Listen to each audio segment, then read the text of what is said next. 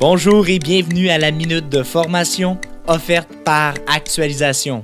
Cette semaine, nous allons voir les différences entre l'andragogie et la pédagogie. L'objectif est de se familiariser avec les éléments différenciateurs de ces deux méthodes d'apprentissage.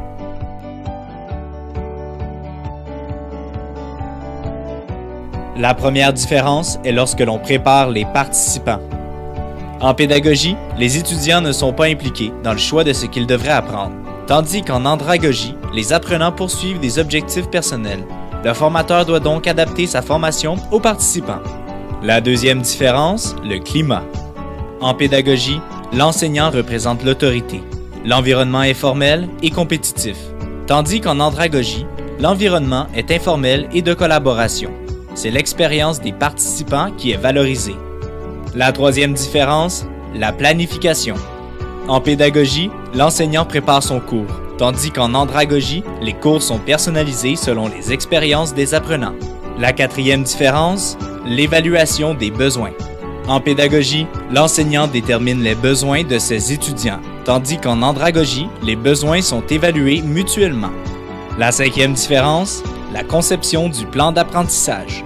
En pédagogie, le contenu est divisé en sujets spécifiques, tandis qu'en andragogie, le contenu est orienté vers les compétences et la résolution de problèmes. La sixième différence, les activités d'apprentissage. En pédagogie, les activités d'apprentissage sont axées sur la mémorisation, tandis qu'en andragogie, elles sont axées sur des techniques expérientielles centrées sur les problèmes et sont rattachées à des expériences de vie. La septième différence, l'évaluation. En pédagogie, l'évaluation est faite par l'enseignant, tandis qu'en andragogie, c'est un processus mutuel entre les apprenants et les formateurs.